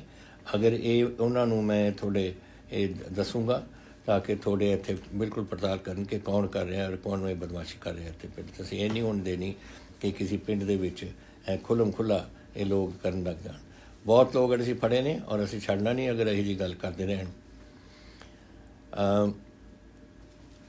ਸਨੀ ਪਦਮ ਜੀ ਭੋਗਪੁਰ ਤੋਂ ਕਹਿੰਦੇ ਨੇ ਕਿ ਸਾਡਾ ਇੱਕ ਪੁਲ ਦੀ ਲੋੜ ਹੈ।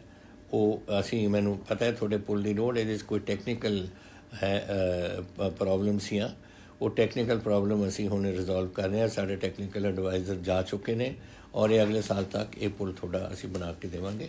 ਕੁਛ ਉਹਦੇ 'ਚ ਟੈਕਨੀਕਲ ਘਾਟ ਹੈ, ਉਹ ਹੁਣ ਇਹ ਸਾਡੇ ਐਡਵਾਈਜ਼ਰ ਜਾ ਕੇ ਇਹ ਦੇਖਣਗੇ, ਸਾਡੇ ਟੈਕਨੀਕਲ ਐਡਵਾਈਜ਼ਰ। ਔਰ ਮੈਂ ਉਹਨਾਂ ਨੂੰ ਕਿਹਾ ਕਿ ਜੋ ਮਰਜ਼ੀ ਕਰਨਾ ਹੈ ਪਰ ਅਗਲੇ ਸਾਲ ਤੱਕ ਇਹ ਖਤਮ ਕਰਨਾ ਪਊਗਾ ਤੁਹਾਨੂੰ।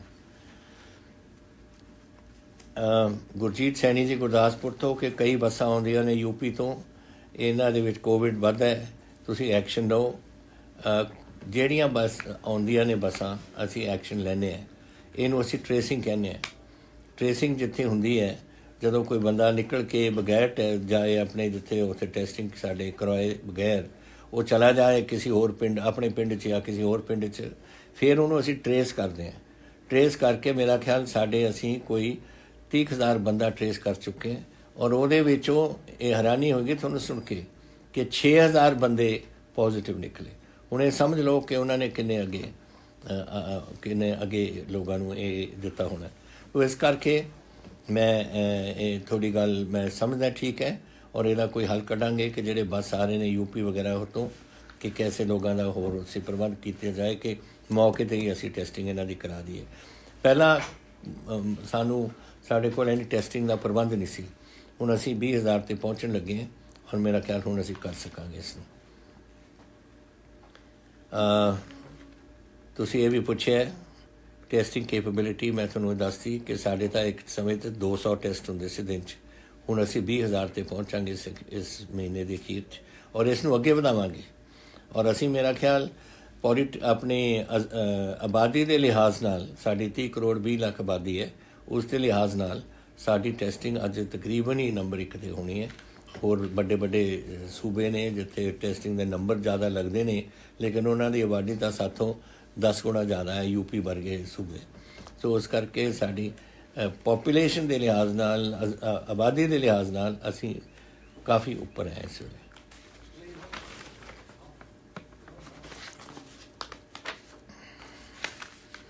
एक मैं मनु तिवाड़ी तो क्या तरन तारण तो लिखते हैं और मैनू समझ नहीं आती कि क्यों तुम इन्ने क्यों तुम घबराए हुए हो, क्योंकि ये मैनू बिल्कुल थोड़ा सवाल अच्छा नहीं लगता। मैं लेकिन मैं दे रहा अज क्योंकि मैं समझदा कि थोड़ा समझना चाहिए कि गलत गल तुम कह रहे हो।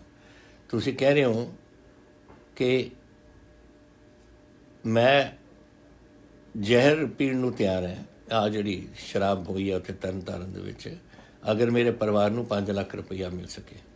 ये कोई गल है करन दी? दसो। बच्चे ने थोड़ी फैमिली है, थोड़े गुआढ़ी, थोड़े रिश्तेदार ने, ये कौन है जी गल सोचता है? जिथे तक थोड़ा सवाल है थोड़ी सपोर्ट का, ये तुसी रूरल फार्मेसी विच कॉन्ट्रैक्ट एम्पलॉय है। कॉन्ट्रैक्ट एम्पलॉय साढ़े 42,000 ने पंजाब च, और मैं एक कैबिनेट सब कमेटी बनाई हुई है देखण नूं कि जिहड़े 42,000 साढ़े कॉन्ट्रैक्ट साढ़े मुलाजम ने उन्होंने असी पक्का कैसे कर सकीए। तो आ गल कढ़ो अपने दिमाग दे विचों। एक लोग जिहड़े मरे ने, बहुत अफसोस जिहड़े लोग मरे ने और 5 लाख ले रहे ने, ये तो बेचारे बहुत ही गरीब बंदे से जिन्हों ने एक गलत चीज़ पी है। और जिहड़े बंदे से असी फड़ ले सारे, किसी नूं नहीं असी छड्डांगे, बड़ा होए छोटा होए बचालना होए जो मर्जी होए, असी इहनूं एक नहीं छड्डदे। और इन्हों एक गल मैं तुहानूं दस देना, कोई परमानेंट जॉब असी सरकार दे विच नहीं दे रहे। ये तो असी उन्होंने मैं कहा सी उत्थे और असी करांगे कि इन्हां परिवारां दे विचों एक बंदे नूं, क्योंकि जिहड़ा कमाउण वाला बंदा सी वो मर गया, तो एक बंदे नूं असी प्राइवेट सैक्टर दे विच किते ना किते नौकरी लैण दी असी उन्हां नूं देवांगे, लैके देवांगे। ये मैं कहा सी ताकि वो अपने परिवारां वास्ते कमा सके। कितनी देर चल जूगा 5 लाख रुपया?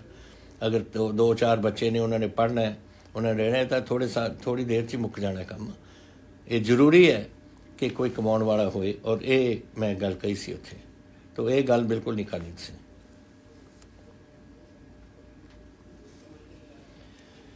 तुसी एक होर मैनूं पुछदे ने पिंडर सोमल जी, तुसी कह रहे हो कि तहसील दे विच कई लोग इत्थे सातों रिश्वत मंगदे ने। ये बीमारी है साढ़े पंजाब च, इनू मैं कढ़ना पऊगा सानू। और तुसी मैं थोड़ा चैक करवाना की हो रहा थोड़े उत्ते पिंड दे विच, और असी सख्ती नाल ये डील करांगे। लेकिन ये थोड़े कल्ले पिंड च नहीं, सारे पंजाब दे विच घुम्या ये चल रहा काम, और ये मैं बिल्कुल इसनूं नहीं होण देना इत्थे।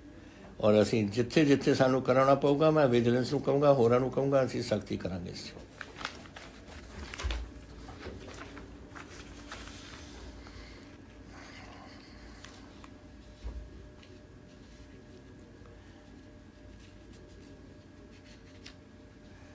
ये परमप्रीत जी लुधियाने तो कि थोड़ी बस्ती जोधेवाल तो मत्तेवाड़ा फॉरेस्ट तक 156 पिंड ने 2 हल्कियां दे विच, लुधियाने ईस्ट ते सानेवाल। ये सड़क की बहुत रिपेयर खराब है, लिंक रोड होएगी, मैं जरूर ये लिंक रोड का चैक करांगा। लेकिन जिहड़ा एक हुण ताईं सानूं पता लग्या है कि लिंक रोड के 3 हिस्से ने, एक पासे का तैयार हो गया, तीसरे पासे का तैयार हो गया, विचारला एरिया रह गया, वो कोई सूएज की प्रॉब्लम है। वो पानी पता नहीं क्यों उत्थे आउंदा है, वो तो कहते पानी नहीं आता, पर वो नदी वो बन जाती है जिस तरीके नाल है। तो इस वेले साडी टीम लगी हुई है देखण नूं पहला कि क्यों इस सूएज का पानी कित्थों आउंदा है और इनू कैसे रोक सकते हैं। जैसे ही वो खत्म करके उन्होंने कोई पानी का रुख कोई होर बनाता, असीं इन्नी सड़क नूं असीं पूरी कर दांगे।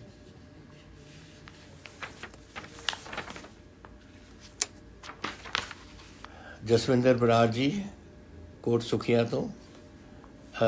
ਕਿਸਾਨ ਕਹਿੰਦੇ ਜੀ ਲੁੱਟੇ ਜਾਂਦੇ ਨੇ, ਬਣਾਉਟੀ ਖਾਦ ਵਗੈਰਾ ਔਰ ਇਹ ਪੈਸਟੀਸਾਈਡ ਵਗੈਰਾ ਇਹ ਵੇਚੇ ਜਾ ਰਹੇ ਨੇ।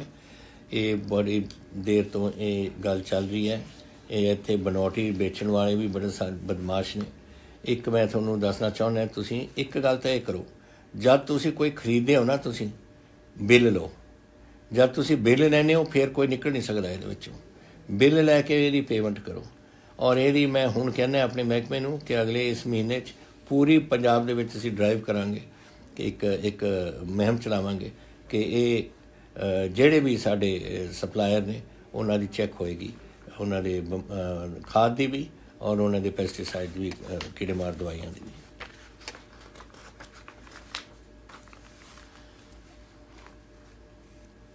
ਇੱਕ ਤੁਸੀਂ ਮੈਨੂੰ ਪੁੱਛਿਆ ਵਰਿੰਦਰ ਕੁਮਾਰ ਜੀ ਨੇ ਕਿ ਮੈਂ ਇੱਕ ਗੱਡੀ ਖਰੀਦੀ ਸੀ, ਮੈਂ ਲੋਨ ਲਿੱਤਾ ਸੀਗਾ ਇਹਦੇ ਤੋਂ, ਬੈਂਕ ਤੋਂ, ਫਾਜ਼ਿਲਕਾ ਬੈਂਕ, AU ਬੈਂਕ ਹੈ, ਇੱਕ ਛੋਟਾ ਬੈਂਕ ਹੈ ਨੰਬਰ, ਔਰ ਇਹ ਕਰਕੇ ਹੁਣ ਫਿਰ ਮੇਰੀ ਕਿਉਂਕਿ ਗੱਡੀ ਮੇਰੀ ਚੱਕ ਕੇ ਲੈ ਗਈ। ਹੁਣ ਸਾਡੇ ਜਿਹੜਾ ਤੁਸੀਂ ਲੋਨ ਲਿੱਤਾ ਸੀਗਾ ਹਰਿਆਣੇ ਦੇ ਬੈਂਕ 'ਚੋਂ, ਪੰਜਾਬ ਦਾ ਬੈਂਕ ਨਹੀਂ ਸੀ ਦੇ ਵਿੱਚੋਂ ਨਹੀਂ ਲਿੱਤਾ ਤੁਸੀਂ, ਹਰਿਆਣੇ ਦਾ ਕੋਈ ਬੈਂਕ ਦਾ, ਇਹਨਾਂ ਦਾ ਬੈਂਕ ਦਾ ਕੋਈ ਬ੍ਰਾਂਚ ਸੀਗਾ, ਉਹਦੇ ਵਿੱਚ ਤੁਸੀਂ ਲਿੱਤਾ। ਲੇਕਿਨ ਫਿਰ ਵੀ ਤੁਹਾਡੇ ਵਾਸਤੇ ਅਸੀਂ ਇਹ ਚੈੱਕ ਕਰਾਂਗੇ ਇਸ ਬੈਂਕ ਤੋਂ ਜਿਹੜੇ ਪੰਜਾਬ ਦੇ ਵਿੱਚ ਬ੍ਰਾਂਚਿਸ ਨੇ ਕਿ ਇਹਦਾ ਕੈਸੇ ਹੱਲ ਅਸੀਂ ਕੱਢ ਸਕੀਏ।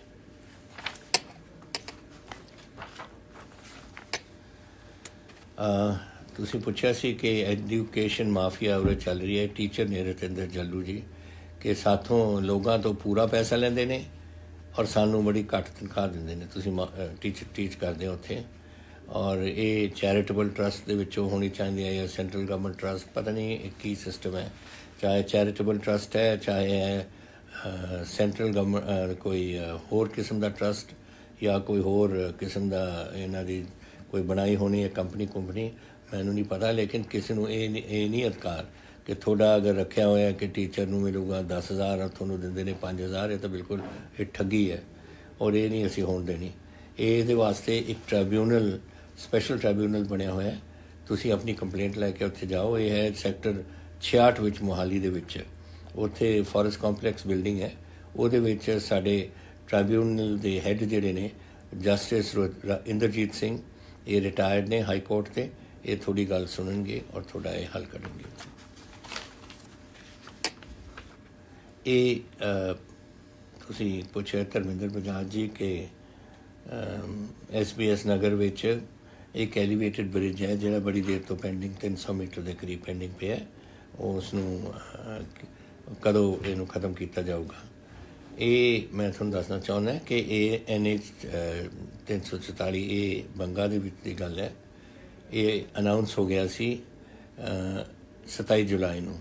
ਇਹਦੇ ਪੈਸੇ ਹੁਣ ਪੂਰੇ ਆ ਗਏ ਨੇ, ਸਭ ਕੁਝ ਤਿਆਰ ਪਿਆ ਔਰ ਅਸੀਂ ਪੇਮੈਂਟ 31 ਅਗਸਤ ਤੱਕ ਇਹ ਸ਼ੁਰੂਆਤ ਹੋਣੀ ਚਾਹੀਦੀ ਹੈ ਬਣਨ ਦੀ। ਔਰ ਮੈਂ ਸਮਝਦਾ ਕਿ 15 ਸਤੰਬਰ ਤੋਂ ਪਹਿਲਾਂ ਇਹ ਸਾਰਾ ਫੁੱਲ ਸਵਿੰਗ ਦੇ ਵਿੱਚ ਹੋ ਜਾਣਾ ਔਰ ਜਲਦੀ ਇਹ ਬਣ ਜਾਣਾ। ਲੇਕਿਨ 31 ਅਗਸਤ ਤੱਕ ਪੈਸੇ ਸਾਰੇ ਪਹੁੰਚਾਣੇ ਨੇ ਇਹਦੇ ਵਾਸਤੇ ਔਰ ਸਾਰਾ ਮਟੀਰੀਅਲ ਵਗੈਰਾ। ਇੱਕ ਇਹ ਹੈ ਪਿੰਡ ਪ੍ਰਿੰਸ ਪੌਲ ਜੀ ਪੁੱਛਦੇ ਗੁਰਦਾਸਪੁਰ ਤੋਂ। ਉਹ ਤੁਸੀਂ ਕਿਹਾ ਕਿ ਸਾਡੇ ਪਿੰਡ ਦੇ ਪਾਣੀ ਦਾ ਮਸਲਾ ਹੈ ਔਰ ਸਾਡੇ ਸਪਲਾਈ ਕੱਟੀ ਗਈ। ਇਹਦੇ 'ਤੇ ਤੁਸੀਂ ਦੋਨੋਂ, ਤੁਹਾਡੇ ਜਿਹੜੇ ਪਿੰਡ ਸੀ ਨਾ, ਤੁਹਾਡੇ ਦੋਨੋਂ ਨਾਲ ਦੇ ਪਿੰਡ, ਦੋਨਾਂ ਨੇ ਇੱਕ ਜੁੜੀ ਹੋਈ ਇੱਕ ਸਕੀਮ ਸੀ। ਹੁਣ ਫਿਰ ਇਹ ਤੁਹਾਡੀ ਮੀਟਰ ਵਗੈਰਾ, ਤੁਹਾਡੇ ਮੋਟਰ ਵਗੈਰਾ ਖਰਾਬ ਹੋ ਗਏ ਔਰ ਇੱਕ ਪਿੰਡ ਕਹਿੰਦਾ ਮੈਂ ਨਹੀਂ ਇਹਦੇ 'ਚ ਪਾਉਣੇ ਪੈਂਦੇ, ਦੂਜਾ ਕਹਿੰਦਾ ਮੈਂ ਨਹੀਂ ਪੈਸੇ ਪਾਉਣੇ। ਫਿਰ ਇਹ ਚਾਲੂ ਨਹੀਂ ਹੋ ਰਹੀ ਸੀ ਕਿਉਂਕਿ ਤੁਹਾਡੇ ਆਪਸ ਦਾ ਝਗੜਾ ਸੀ। ਉਹ ਹੁਣ ਮੈਂ ਡਿਪਟੀ ਕਮਿਸ਼ਨਰ ਨੂੰ ਕਹਿਤਾ ਕਿ ਇਹ ਝਗੜੇ ਬਾਅਦ ਸੁਲਝਦੇ ਰਹਿਣਗੇ। ਇਹ ਕੱਲ੍ਹ ਤੋਂ ਅਸੀਂ ਪਾਣੀ ਤੁਹਾਡਾ ਚਲਾਉਂਗੇ। ਰਚਿਤ ਬਠਿੰਡਾ ਜੀ, ਤੁਸੀਂ ਕਹਿ ਰਹੇ ਹੋ ਕਿ SAD ਧਰਨੇ ਵਗੈਰਾ ਕਰ ਰਹੀ ਹੈ ਸਾਰੇ ਕਿਤੇ ਐਲਕੋਹਲ ਇਲਿਸਿਟ ਬਿਜ਼ਨਸ 'ਤੇ। Why you note taking action against ਸੱਚ ਪੀਪਲ? ਕੋਈ ਵੀ ਗੱਲ ਹੁੰਦੀ ਹੈ, ਕੋਈ ਨਾ ਕੋਈ ਇਹਨਾਂ ਨੂੰ ਮੁੱਦਾ ਚਾਹੀਦਾ ਹੈ ਰੌਲਾ ਪਾਉਣ ਵਾਸਤੇ। ਰੋਜ਼ ਤੁਸੀਂ ਦੇਖਦੇ ਨਹੀਂ ਆਪਣੇ ਸ਼ੋਅ ਇਹਦੇ ਵਿੱਚ ਜਿਹੜੇ ਫੇਸਬੁੱਕ ਆਉਂਦੇ ਨੇ ਜਾਂ ਆਪਣੇ ਟੈਲੀਵਿਜ਼ਨ ਦੇ ਉੱਪਰ, ਐਸੇ ਹੀ ਫਜ਼ੂਲ ਦੇ ਜਾ ਕੇ ਇੱਥੇ ਰੌਲਾ ਪਾਉਣ ਲੱਗ ਜਾਣ। ਇਹਨਾਂ ਨੂੰ ਪਤਾ ਕੀ ਹੈ, ਇਨਵੈਸਟੀਗੇਸ਼ਨ ਕਿੰਨੀ ਹੋਈ ਹੈ, ਕਿੰਨੇ ਬੰਦੇ ਪਕੜੇ ਗਏ। ਇਹ ਹੋਇਆ ਸੀ ਕੰਮ ਸ਼ੁਰੂ ਜਦੋਂ 22 ਮਾਰਚ ਨੂੰ ਲੋਕਡਾਊਨ ਹੋ ਗਿਆ ਸੀ, ਸ਼ਰਾਬ ਦੀਆਂ ਫੈਕਟਰੀਆਂ ਬੰਦ ਹੋ ਗਈਆਂ ਸੀ, ਥੋੜੇ L1 L2 ਸਾਰੇ ਬੰਦ ਹੋ ਗਏ ਸੀ। ਔਰ ਉਦੋਂ ਜਿਹੜੇ ਪੀਣ ਵਾਲੇ ਸੀ ਗਰੀਬ, ਉਹ ਫਿਰ ਆਪਣੀ ਲਾਹਣ ਵਗੈਰਾ ਆਪਣੀ ਕੱਢਣ ਲੱਗ ਗਏ ਸੀ ਉੱਥੋਂ। ਔਰ ਉਹ ਚੀਜ਼ ਫਿਰ ਵੱਧਦੀ ਗਈ ਔਰ ਅਸੀਂ ਫਿਰ ਉਹਦੇ 'ਤੇ ਇਹੋ ਜਿਹਾ ਠੱਪਾ ਮਾਰਿਆ। ਬਹੁਤ ਲੋਕ ਅਸੀਂ ਪੰਜਾਬ ਦੇ ਵਿੱਚ ਫੜੇ ਨੇ, ਲੇਕਿਨ ਇੱਥੇ ਇੱਕ ਬੰਦਾ ਸੀ ਜਿਹਨੇ ਆਪਣੇ ਮੋਗੇ ਤੋਂ ਬਣਵਾ ਕੇ ਇੱਥੇ ਆਪਣੇ ਮਾਝੇ ਦੇ ਏਰੀਆ 'ਚ ਇੱਥੇ ਨੁਕਸਾਨ ਕਰਤਾ, ਗੁਰਦਾਸਪੁਰ ਵਿੱਚ ਵੀ, ਅੰਮ੍ਰਿਤਸਰ ਵਿੱਚ ਵੀ, ਔਰ ਜ਼ਿਆਦਾਤਰ ਆਪਣੇ ਤਰਨਤਾਰਨ ਵਿੱਚ ਵੀ। ਇਹਦਾ ਮਤਲਬ ਇਹ ਨਹੀਂ ਕਿ ਅਗਰ ਅਕਾਲੀ ਦਲ ਕਹਿੰਦਾ ਹੈ ਕਿ ਤੁਸੀਂ ਐਕਸ਼ਨ ਨਹੀਂ ਲੈਂਦੇ ਕਿਸੇ ਦੇ ਖਿਲਾਫ, ਕੌਣ ਨਹੀਂ ਲੈਂਦਾ? ਉਹਨਾਂ ਨੂੰ ਕੀ ਪਤਾ ਹੈ ਕਿ ਕਿਹਨੂੰ ਅਸੀਂ ਫੜਿਆ ਕਿਹਨੂੰ ਨਹੀਂ ਫੜਿਆ? ਉਹ ਤਾਂ ਸਿਰਫ ਤੁਹਾਨੂੰ ਸੁਣਾਉਣਾ ਚਾਹੁੰਦੇ ਨੇ ਕਿ ਕਾਂਗਰਸ ਨਹੀਂ ਕਰ ਰਹੀ ਕੁਛ। ਇਹ ਗਲਤ ਬਾਤ ਹੈ। ਚਾਹੇ ਵੱਡਾ ਹੋਏ, ਚਾਹੇ ਛੋਟਾ ਹੋਏ, ਚਾਹੇ ਵਿਚਾਰਲਾ ਹੋਏ, ਚਾਹੇ ਅਫਸਰ ਹੋਏ, ਚਾਹੇ ਕੋਈ ਵੀ ਹੋਏ, ਕੋਈ ਨਹੀਂ ਇਹਦੇ 'ਚ ਬਖਸ਼ਿਆ ਜਾਊਗਾ। ਮੈਂ ਕਈ ਵਾਰ ਕਹਿ ਚੁੱਕੇ ਹਾਂ ਔਰ ਇਹੀ ਗੱਲ ਅਸੀਂ ਹੋ ਰਹੀ ਹੈ। ਅਸੀਂ ਬਹੁਤ ਲੋਕ ਅਸੀਂ ਫੜ ਚੁੱਕੇ ਹਾਂ ਉਹਨਾਂ ਨੂੰ, ਔਰ ਅਸੀਂ ਅੱਗੇ ਨੂੰ ਇਹਦੇ ਵਿੱਚ ਔਰ ਪਤਾ ਨਹੀਂ ਕਿੰਨੇ ਲੱਖਾਂ ਲੀਟਰ ਅਸੀਂ ਇਹ ਲਾਹਣ ਵਗੈਰਾ ਲੈ ਚੁੱਕੇ ਹਾਂ। ਇਹਦੇ 'ਚ ਕੋਈ ਸਾਨੂੰ ਇਹ ਗੱਲ ਬਿਲਕੁਲ ਨਾ ਤੁਸੀਂ ਸਮਝੋ ਕਿਉਂਕਿ ਕੋਈ ਆਪੋਜੀਸ਼ਨ ਕਹਿ ਦੇ ਤੁਸੀਂ ਮੰਨ ਲਓ, ਇਹ ਗੱਲ ਇਹ ਨਹੀਂ ਹੈ ਸਹੀ ਗੱਲ। ਮਨਦੀਪ ਜੀ, ਤੁਸੀਂ ਪੁੱਛ ਰਹੇ ਹੋ ਹੁਸ਼ਿਆਰਪੁਰ ਤੋਂ ਮਨਜੀਤ ਸਿੰਘ ਕਿ ਕਾਲਜ ਦੇ ਬੱਚਿਆਂ ਨੂੰ ਵੀ ਇਹ ਸਮਾਰਟਫੋਨ ਮਿਲਣਗੇ। ਜ਼ਰੂਰ ਮਿਲਣਗੇ। ਅਸੀਂ ਸਾਰਿਆਂ ਨੂੰ ਫੇਜ਼ ਆਊਟ ਕਰ ਰਹੇ ਹਾਂ।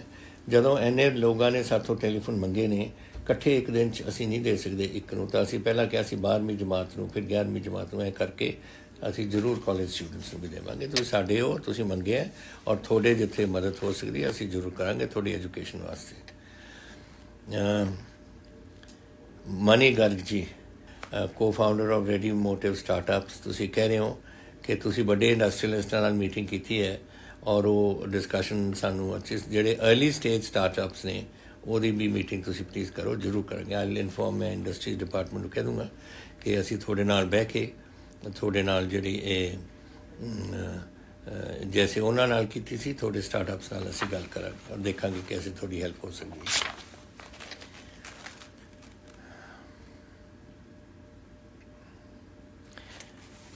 ਲੁਧਿਆਣੇ ਦੇ ਕਈ ਸੋਸ਼ਲ ਕਲਚਰਲ ਅਤੇ ਹੋਰ ਕ੍ਰੀਏਟਿਵ ਫੀਲਡ ਕਹਿੰਦੇ ਹੋ ਤੁਸੀਂ ਸਾਰੇ ਇਕੱਠੇ ਹੋ ਕੇ ਆਪਣੇ ਫੌਜੀਆਂ ਵਾਸਤੇ, ਆਰਮੀ ਵੈਟਰਨਸ ਵਾਸਤੇ ਆਪਣਾ ਕਾਰਵਾਂ ਦਾ ਇੱਕ ਗੀਤ ਬਣਾਇਆ। ਇਹ ਟੂ ਦਿਸ ਤੁਸੀਂ ਕਿਹਾ ਆਪਣੇ ਆਰਮੀ ਵੈਟਰਨਸ ਦੇ ਵਾਸਤੇ ਤੁਸੀਂ ਕੀਤਾ ਹੈ ਔਰ ਇਹ ਬੜੀ ਅੱਛੀ ਤਰ੍ਹਾਂ ਬਣ ਰਿਹਾ। ਤੁਸੀਂ ਕੁਛ ਇਹਦੇ ਬਾਰੇ ਬੋਲੋ।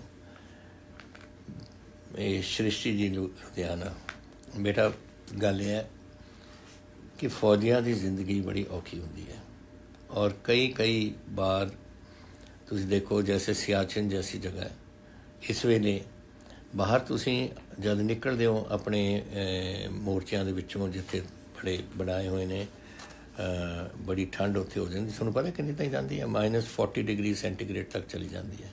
ਆਪਣੇ ਰਾਈਫਲ ਨੂੰ ਤੁਸੀਂ ਹੱਥ ਨਹੀਂ ਲਾ ਸਕਦੇ। ਤੁਸੀਂ ਹੱਥ ਲਾਓ ਅਤੇ ਇਹ ਚੱਕੋ ਔਰ ਥੋੜ੍ਹਾ ਛਿਲਕਾ ਉੱਤਰ ਜਾਂਦਾ ਸਾਰਾ। ਤਾਂ ਇਹਦੇ ਵਿੱਚ ਇਹ ਉੱਥੇ ਸਾਰੀ ਜ਼ਿੰਦਗੀਆਂ ਆਪਣੀ ਗੁਜ਼ਾਰਦੇ ਨੇ, ਉੱਥੇ ਰੇਗਿਸਤਾਨ ਦੇ ਵਿੱਚ, ਨਾਗਾਲੈਂਡ ਦੇ ਜੰਗਲਾਂ 'ਚ, ਹੋਰ ਪਾਕਿਸਤਾਨ ਦੇ ਸਾਹਮਣੇ ਪਹਾੜੀਆਂ 'ਚ, ਹੁਣ ਚੀਨ ਦੇ ਨਾਲ ਲਿਪਟਦੇ ਫਿਰਦੇ ਨੇ ਉੱਥੇ। ਤਾਂ ਇਹ ਕਦੇ ਕੁਛ ਮੰਗਦੇ ਨਹੀਂ ਉੱਥੋਂ, ਇਹ ਹਰ ਵੇਲੇ ਦਿੰਦੇ ਨੇ। ਫੌਜੀ ਜਿਹੜੇ ਹੁੰਦੇ ਨੇ ਨਾ, ਉਹ ਆਪਣੀ ਡਿਊਟੀ ਕਰਦੇ ਨੇ ਤਾਂ ਕਿ ਤੁਸੀਂ ਸੁਰੱਖਿਅਤ ਰਹਿ ਸਕੋ। ਤਾਂ ਇਹਨਾਂ ਦਾ ਜਿਹੜਾ ਤੁਸੀਂ ਆਹ ਕਰ ਰਹੇ ਹੋ ਕਿ ਜਿਹੜਾ ਤੁਸੀਂ ਉਹਨਾਂ ਦੇ ਵਾਸਤੇ ਗੀਤ ਬਣਾਇਆ, ਮੈਂ ਬਹੁਤ ਧੰਨਵਾਦੀ ਹਾਂ ਤੁਹਾਡਾ। ਮੈਂ ਵੀ ਫੌਜ ਦੇ ਵਿੱਚ ਰਿਹਾ 10 ਸਾਲ, ਤਾਂ ਮੈਨੂੰ ਪਤਾ ਹੈ ਉੱਥੇ, ਕਿਉਂਕਿ ਮੈਂ ਵੀ ਚੀਨ ਦੇ ਵਿੱਚ ਰਿਹਾ ਔਰ ਮੈਂ ਆਪ ਦੇਖਿਆ ਕਿ ਕੀ ਉੱਥੇ ਗੱਲ ਹੁੰਦੀ। ਅਸੀਂ ਪੱਗ ਦੇ ਉੱਪਰੋਂ ਬੈਲਕਲਾਵਾ ਖਿੱਚ ਲੈਂਦੇ ਸੀ, ਅੱਖਾਂ ਦੇ ਉੱਪਰ ਗੋਗਲਸ ਲਾ ਲੈਂਦੇ ਸੀ ਔਰ ਜਿੱਥੇ ਤੁਹਾਡਾ ਸਾਹ ਆਉਂਦਾ ਸੀ ਨੱਕ 'ਤੇ ਜਾਂ ਮੂੰਹ ਦੇ ਸਾਹਮਣੇ, ਬਾਹਰਲੇ ਪਾਸੇ ਜੈਸੇ ਆਈਸੀਕਲਸ ਨੇ ਬਰਫ਼ ਜੰਮੀ ਹੁੰਦੀ ਸੀਗੀ, ਹੱਥ ਤੁਹਾਡੇ ਠਰ ਜਾਂਦੇ ਸੀ, ਬੜੇ ਮੋਟੇ ਗਲਵਜ਼ ਹੁੰਦੇ ਸੀ, ਰਾਈਫਲ ਨੂੰ ਹੱਥ ਨਹੀਂ ਲੱਗਦਾ ਸੀ।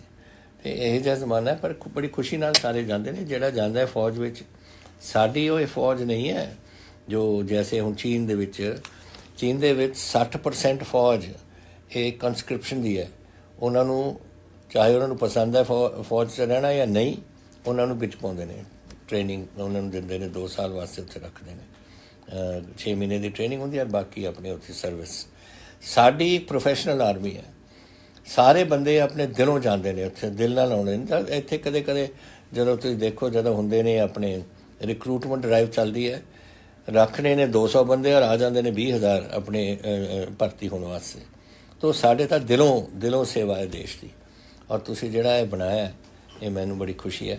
ਔਰ ਮੈਂ ਆਸ ਕਰਦਾ ਕਿ ਸਾਰੇ ਫੌਜੀ ਤੁਹਾਡੇ ਜਿੱਥੇ ਵੀ ਹੈ, ਤੁਹਾਡਾ ਜਿਹੜਾ ਗੀਤ ਹੈ ਜ਼ਰੂਰ ਤੁਹਾਡਾ ਸੁਣਨਗੇ। ਔਰ ਤੁਹਾਡਾ ਉਹਨਾਂ ਵੱਲੋਂ ਮੈਂ ਤੁਹਾਡਾ ਸਾਰਿਆਂ ਨੂੰ ਧੰਨਵਾਦ ਕਰਦਾ ਕਿ ਜਿਹੜਾ ਤੁਸੀਂ ਆਹ ਕਸ਼ਟ ਕਰ ਰਹੇ ਹੋ।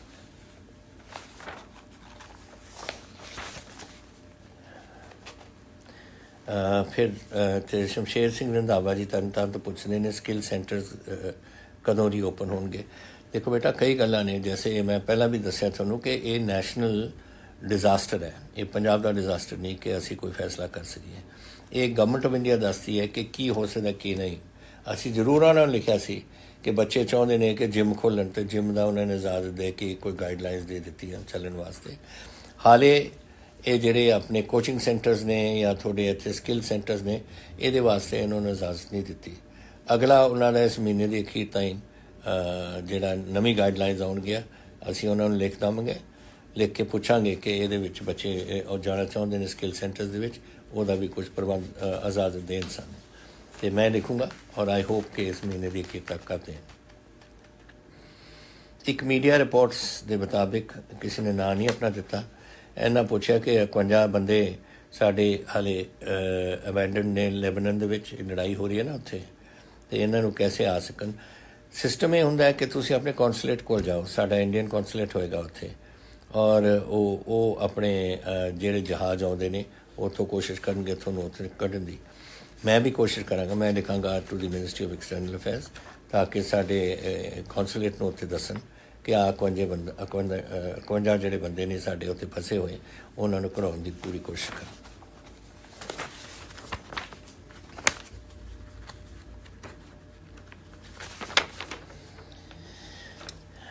ਦਿਲਪ੍ਰੀਤ ਸਿੰਘ ਜੀ ਪਟਿਆਲੇ ਤੋਂ ਕਹਿੰਦੇ ਨੇ ਕਿ ਅੱਜ ਅਖਬਾਰਾਂ 'ਚ ਆਇਆ ਕਿ ਮੌਂਟੇਕ ਸਿੰਘ ਆਹਲੂਵਾਲੀਆ ਦੀ ਰੈਕਮੈਂਡੇਸ਼ਨ 'ਤੇ ਹੈ ਕਿ ਜਿਹੜੀ ਮੁਫਤ ਦੀ ਬਿਜਲੀ ਦਿੰਦੇ ਆ ਟਿਊਬਵੈਲਾਂ ਨੂੰ, ਉਹ ਬੰਦ ਕੀਤੀ ਜਾਵੇ। ਇਹ ਪਲੀਜ਼ ਨਾ ਇਹ ਜਿਹਾ ਕੰਮ ਕੋਈ ਕਰੋ। ਆਹ ਹੈ ਰਿਪੋਰਟ ਆਹਲੂਵਾਲੀਆ ਜੀ ਦੀ ਪਹਿਲੀ ਰਿਪੋਰਟ ਜੋ ਸਾਡੇ ਕੋਲ ਆਈ ਹੈ, ਔਰ ਇਹ ਤਾਂ ਹਾਲੇ ਸ਼ੁਰੂਆਤ ਹੈ। ਇਹਨੇ ਜਾਣਾ ਹੈ ਦਸੰਬਰ ਤੱਕ, ਜਿਹੜੀ ਫਾਈਨਲ ਰਿਪੋਰਟ ਉਦੋਂ ਆਏਗੀ। ਇਹ ਤਾਂ ਸਿਰਫ ਇਹਨਾਂ ਨੇ ਸ਼ੁਰੂ ਕੀਤਾ ਹੈ ਸਾਨੂੰ ਸਾਰਾ ਕੁਝ ਭੇਜਣਾ, ਤਾਂ ਕਿ ਅਸੀਂ ਵੀ ਆਪਣਾ ਕੰਮ ਕਰ ਸਕੀਏ। ਇੱਕ ਗੱਲ ਮੈਂ ਤੁਹਾਨੂੰ ਕਹਿਣਾ ਚਾਹੁੰਦਾ, ਮੈਨੀਫੈਸਟੋ ਵਿੱਚ ਵੀ ਮੈਂ ਕਿਹਾ ਸੀ, ਔਰ ਸਦਾ ਹੀ ਸਾਡਾ ਸਟੈਂਡ ਕਾਂਗਰਸ ਪਾਰਟੀ ਦਾ ਰਿਹਾ ਹੈ ਕਿ ਜਿਹੜੀ ਪਾਵਰ ਮਿਲ ਰਹੀ ਹੈ ਟਿਊਬਵੈੱਲ ਨੂੰ, ਉਹ ਕਦੀ ਵੀ ਬੰਦ ਨਹੀਂ ਕੀਤੀ ਜਾਵੇਗੀ।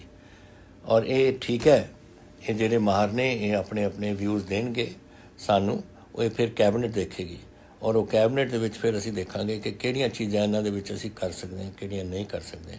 ਲੇਕਿਨ ਇੱਕ ਗੱਲ ਮੈਂ ਸਪਸ਼ਟ ਕਰ ਦੇਣਾ ਚਾਹੁੰਦਾ ਕਿ ਇਹਨਾਂ ਨੇ ਜਿਹੜੀ ਰਿਪੋਰਟ ਹੁਣ ਜਿਹੜੀ ਮੈਨੂੰ ਅੱਜ ਭੇਜੀ ਹੈ ਰਿਪੋਰਟ, ਉਹਨਾਂ ਨੇ ਇਹ ਨਹੀਂ ਕਿਹਾ, ਇਹ ਪਤਾ ਨਹੀਂ ਅਖਬਾਰ ਵਾਲੇ ਕਿੱਥੋਂ ਕਰ ਲੈਂਦੇ ਨੇ। ਜਿਹੜੀ ਰਿਪੋਰਟ ਆਈ ਹੈ, ਉਹ ਰਿਪੋਰਟ ਦੇ ਵਿੱਚ ਉਹਨਾਂ ਨੇ ਬੜਾ ਸਪਸ਼ਟ ਕਰ ਦਿੱਤਾ ਕਿ ਇਹ ਤੁਹਾਡਾ ਪੰਜਾਬ ਗਵਰਨਮੈਂਟ ਦਾ ਤੁਹਾਡਾ ਮਸਲਾ ਹੈ, ਔਰ ਉਹ ਤੁਸੀਂ ਫੈਸਲਾ ਇਸ 'ਤੇ ਕਰਨਾ ਹੈ। ਇਹ ਨਹੀਂ ਕਿਹਾ ਕਿ ਤੁਸੀਂ ਕਰੋ, ਔਰ ਇਹ ਸਾਡਾ ਇੱਕ ਕੋਈ ਸਾਡੀ ਜਿਹੜੇ ਅਸੀਂ ਸਾਡੀ ਕਮੇਟੀ ਹੈ ਉਹਦਾ ਇਹ ਫੈਸਲਾ ਹੈ। ਇਹ ਨਹੀਂ ਕਿਹਾ, ਇਹ ਕਹਿੰਦਾ ਇਹ ਸਾਡੀ ਸੁਜੈਸ਼ਨਸ ਨੇ, ਉਹ ਫਿਰ ਦੇਖਾਂਗੇ ਜ਼ਿਆਦਾ ਕਰਾਂਗੇ। ਲੇਕਿਨ ਜਦੋਂ ਤਾਈਂ ਮੈਂ ਹੈ ਕੋਈ ਤੁਹਾਡੇ ਟਿਊਬਵੈੱਲ ਦੀ ਬਿਜਲੀ ਨਹੀਂ ਬੰਦ ਕਰੂਗਾ, ਤੁਸੀਂ ਚੱਲਦੇ ਰਹੋ ਜੈਸੇ ਚੱਲ ਰਿਹਾ। ਇਹ ਸਾਡਾ ਮੈਨੀਫੈਸਟੋ 'ਚ ਵੀ ਵਾਅਦਾ ਸੀ, ਔਰ ਅੱਜ ਵੀ ਮੈਂ ਤੁਹਾਡੇ ਨਾਲ ਕਰਦਾ। ਬਹੁਤ ਤੁਹਾਡਾ ਮੈਂ ਧੰਨਵਾਦੀ ਹਾਂ ਕਿ ਤੁਸੀਂ ਇਹ ਸਵਾਲ ਕਰਦੇ ਰਹਿੰਦੇ ਹੋ, ਔਰ ਮੇਰਾ ਕੋਸ਼ਿਸ਼ ਹੈ ਹਰ ਵੇਲੇ ਤੁਹਾਡਾ ਜਵਾਬ ਦੇਣ ਦੀ। ਔਰ ਇਹ ਵੀ ਕਿ ਤੁਸੀਂ ਹੁਣ ਕੋਵਿਡ ਵਿੱਚ ਤੁਸੀਂ ਮੇਰੀ ਗੱਲ ਮੰਨੀ, ਤੁਹਾਡੀ ਮੈਂ ਮੰਨ ਲੈਂਦਾ, ਪਰ ਤੁਸੀਂ ਮੇਰੀ ਗੱਲਾਂ ਮੰਨਿਆ ਕਰੋ, ਔਰ ਇਹ ਕੋਵਿਡ ਨੂੰ ਆਪਾਂ ਪੰਜਾਬ ਨੂੰ ਕੱਢੀਏ ਇਸ ਦੇ ਵਿੱਚੋਂ। ਔਰ ਤੁਸੀਂ ਜਿਹੜਾ ਤੁਸੀਂ ਕਰੋਗੇ, ਔਰ ਤੁਸੀਂ ਮੇਰੀ ਆਖੇ ਲੱਗੋਗੇ, ਔਰ ਅਗਰ ਮੈਂ ਤੁਹਾਨੂੰ ਬਚਾ ਸਕਦਾ ਇਹ ਗੱਲਾਂ ਕਰਕੇ, ਔਰ ਤੁਸੀਂ ਆਪਣੇ ਪਰਿਵਾਰ ਨੂੰ, ਗੁਆਂਢੀਆਂ ਨੂੰ, ਦੋਸਤਾਂ ਨੂੰ, ਮਹੱਲੇਦਾਰਾਂ ਨੂੰ ਸਾਰੇ ਬਚਾ ਸਕਦੇ ਹੋ, ਤਾਂ ਮੈਂ ਤੁਹਾਡਾ ਧੰਨਵਾਦੀ ਹੋਵਾਂਗਾ। ਬੜੀ ਖੁਸ਼ੀ ਹੋਈ ਹੈ। ਅਗਲੇ ਹਫ਼ਤੇ ਫਿਰ ਆਪਾਂ ਗੱਲ ਕਰਾਂਗੇ। ਵਾਹਿਗੁਰੂ ਜੀ ਕਾ ਖਾਲਸਾ, ਵਾਹਿਗੁਰੂ ਜੀ ਕੀ ਫਤਿਹ। ਜੈ ਹਿੰਦ।